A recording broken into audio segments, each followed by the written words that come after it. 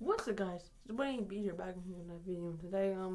Back with another school programs video, and it's part 7. Yeah.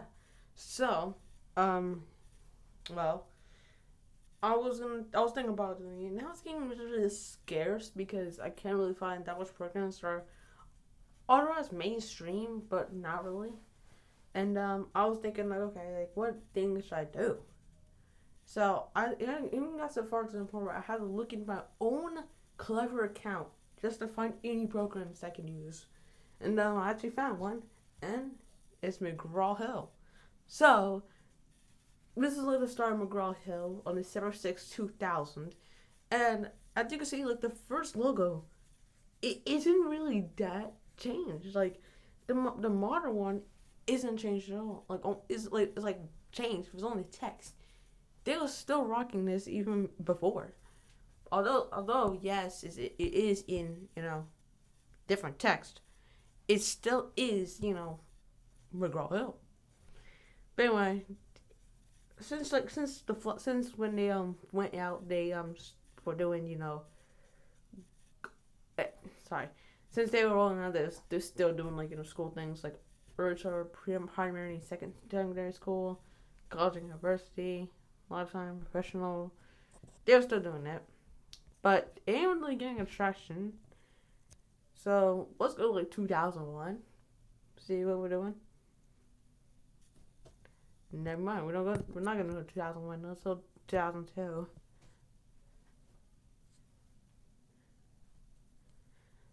Maybe. Hold on.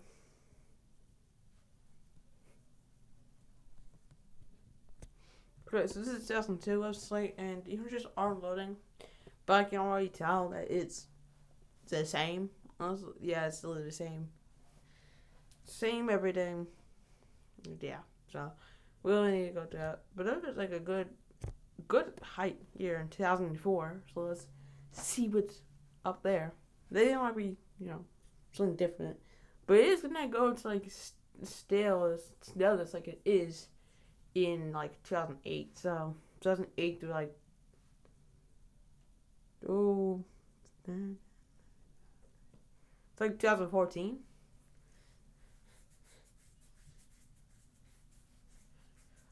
But I don't know why they would hype it up for this year because it looks like the exact same. Like the same images, same layout. Maybe it's not. Maybe university tabs changed. I don't know.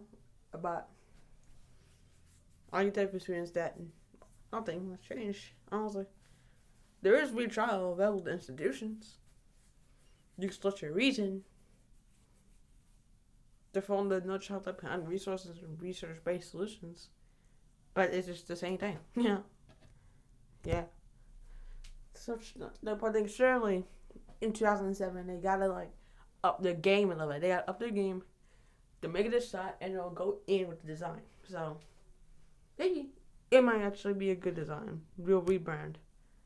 Besides, Westside's getting like redesigned around this time and around this time it's like Fury Gear Arrow, so yeah. Should be modernized for Fury Gear Arrow. And also for Max Fury Gear Arrow.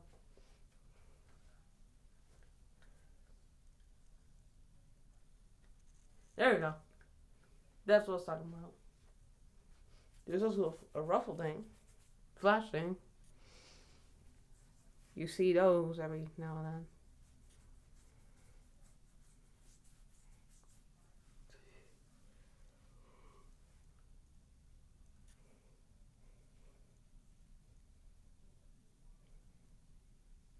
Is it on flash? But not. But anyway, this is the rest of 2007, and yeah, it's basically just like the last West, except it's modernized and for Flash by the McGrawHill companies. Oh, I didn't know they formed out a company.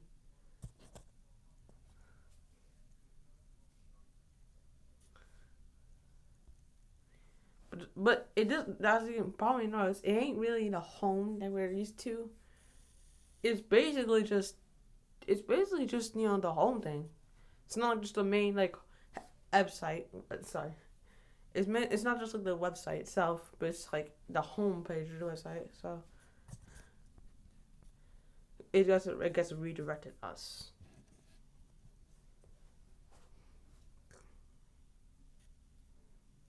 So yeah, once we go to 2014, it's gonna be a really hard time, but keep in mind we just did 2008, so it ain't really that far. From 2004 to 2014, that's like 10 years. But 2008, that's also like 6 years. So, shit will be that hard. That big of a change.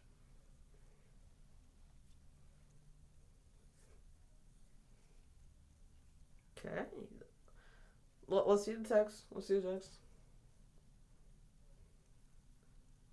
Oh, there it is. There it goes. But it's still the education tag. They're gonna drop that pretty soon. Anyway, it's the modern website.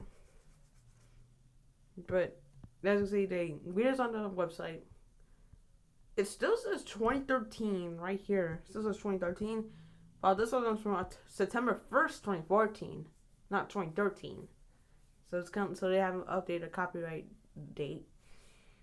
But it looks like they've been updating their website. I mean, you got the news releases, the blog app, MSG, and you can attend their Boston Opera House.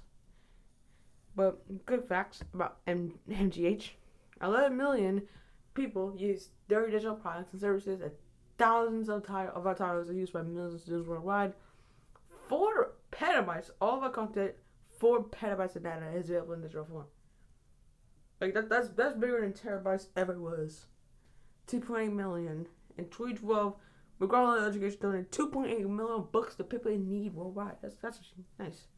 And in more video authors or Nobel or Pulitzer Prize winners. Really? When if video authors are Nobel or Pulitzer Prize winners? What?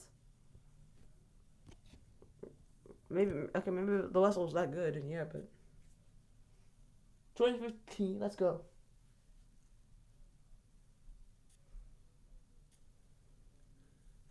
I'm just gonna skip this. Alright, this website in 2015, November 27th.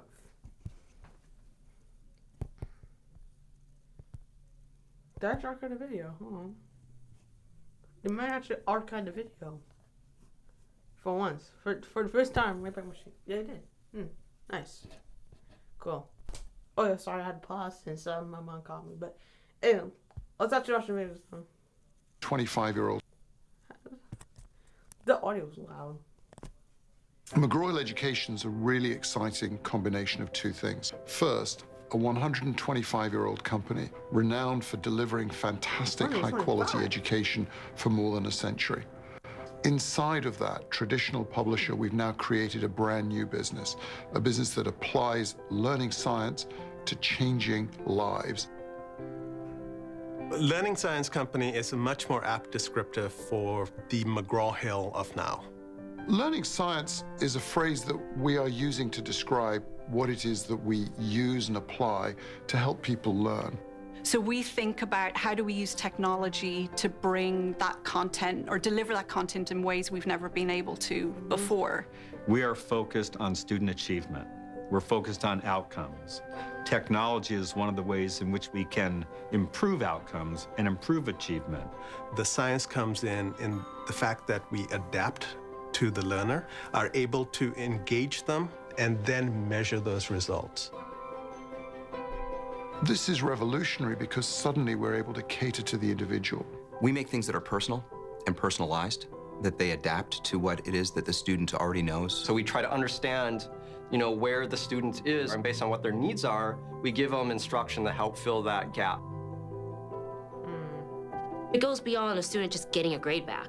It's actionable, and that's really exciting to me. And we make it accessible wherever a student is, so mobile. It's a big part of what we do. When I think back to my education, it was really one size fits all. Today's classroom and today's student is nothing like we were when we were kids. We can release new features within really, really rapid timelines. So how good is it to know that the products that we are creating today have a rapid positive impact tomorrow? Not sometime down in the future, but literally tomorrow. I think that a lot of what we do is we enable people to move up through that social ladder so that they can have a better life. We know that the technology is making a difference because the teachers, the instructors who use it see it, because the children who use it in K-12, the young adults who are using it in college, respond to us and say, this is helping me. We're now able to actually say we can be a part of the solution. We can help those institutions be more successful for their students. That is the biggest difference for us. We can help people learn better. I'm sorry, I wasn't laughing. I was. I'm not laughing. I'm not laughing. I honestly am. Honestly, I am. Like, I just got something stuck with that. But anyway. Dang, they've been there for like over a century. That's actually real impressive. Like, since like the 1800s and shit. Like, really good. Oh, gosh, it's still stuck in my throat. Jeez. I just swallowed spit and it went down to one pipe, bro. Like, I'm just choking now. But, yeah. Okay. 2017, let's go.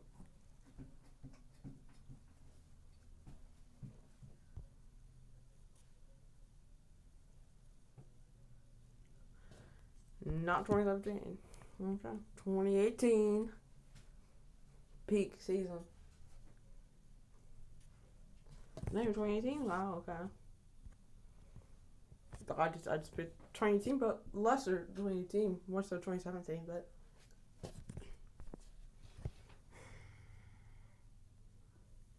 2021, barely.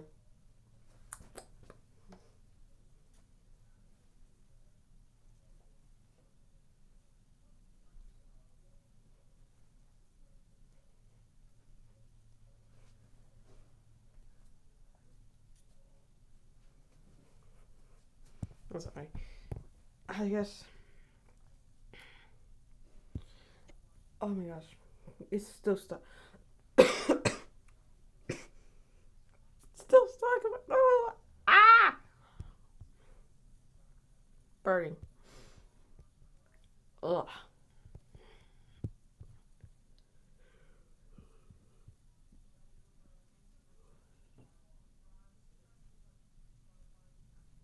Bro, you said you didn't alter that video and you just played it for me. December 31st, 2020.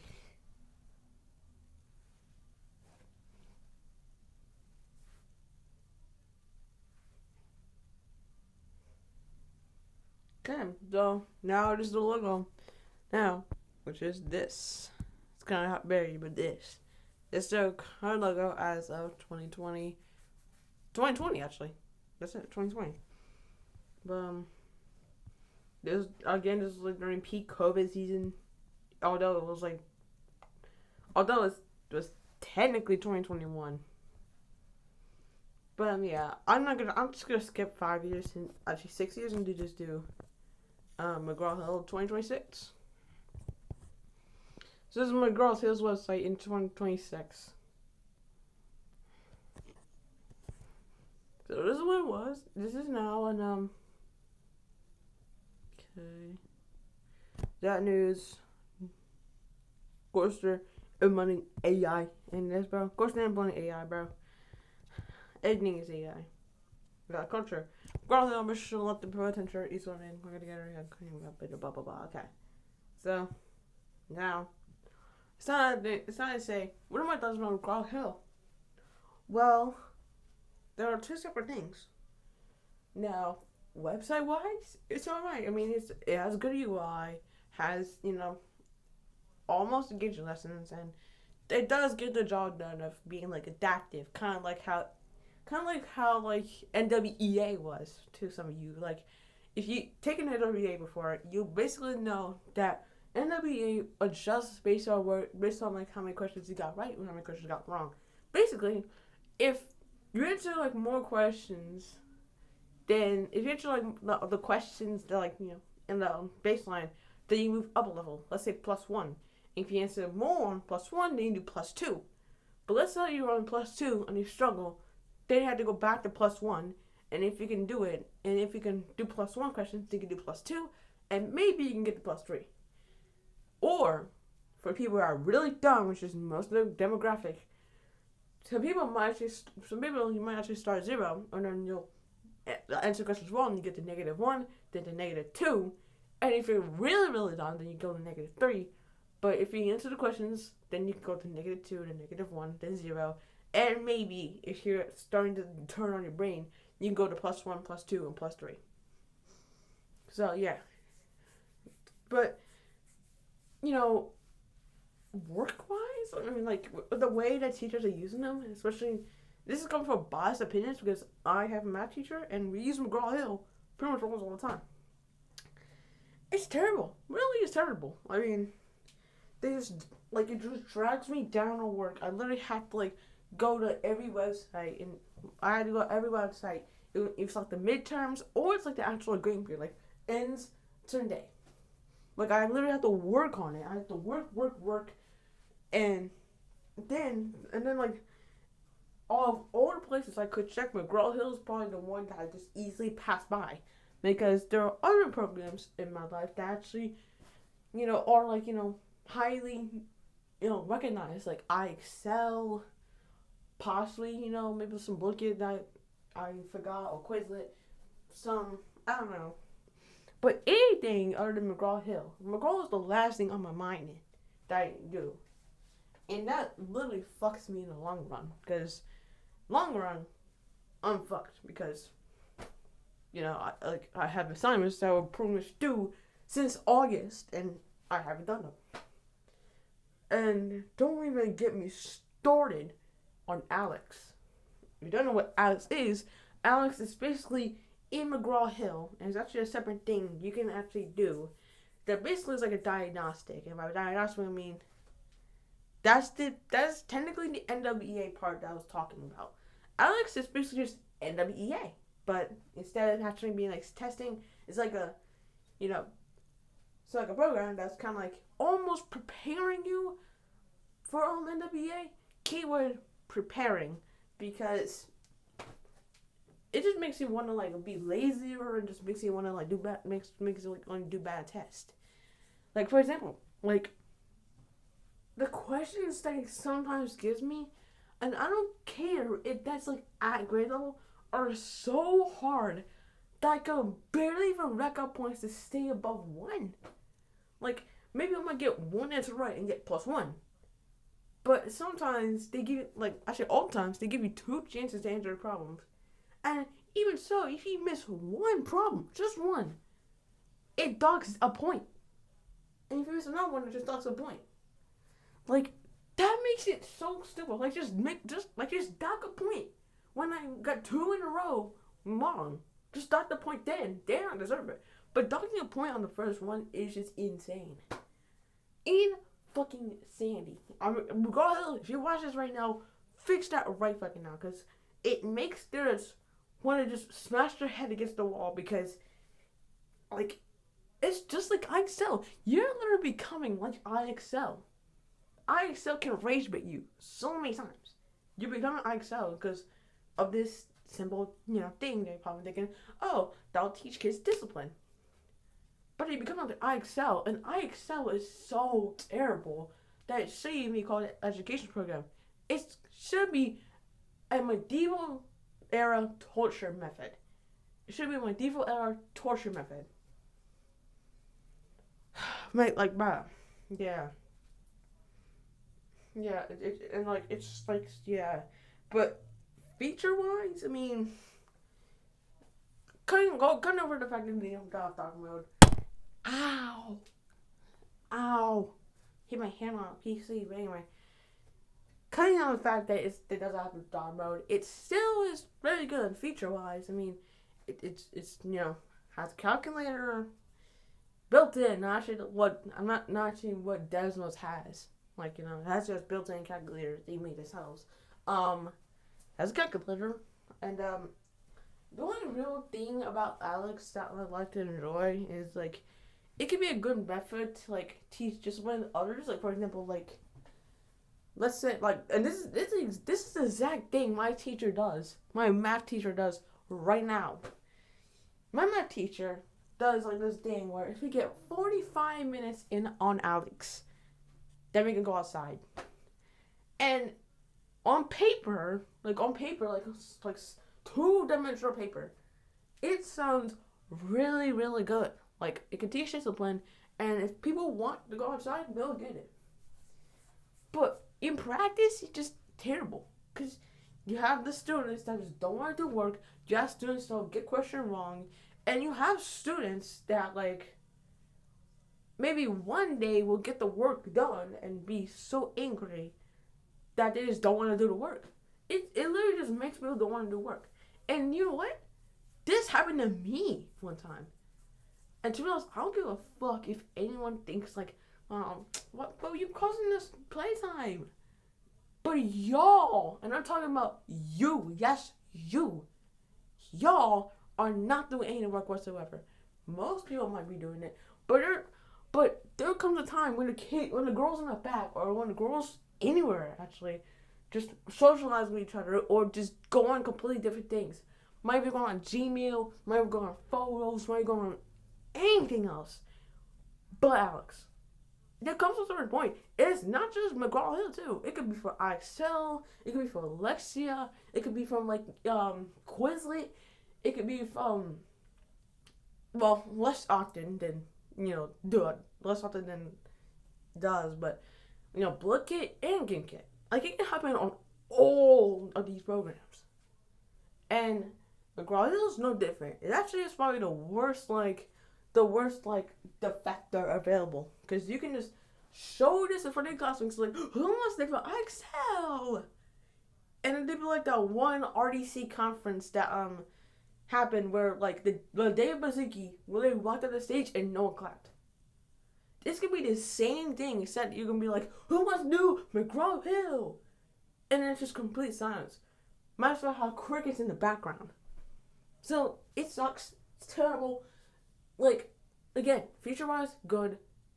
Or anything else, terrible. So, schools, if you're watching this right now, do not use McGrawHill and do not use IXL.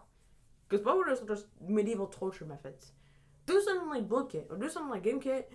Do something. Like, even Quizlet might do the job. So, yeah, just do like Blickit, Quizlet, and GimKit. They all in ET.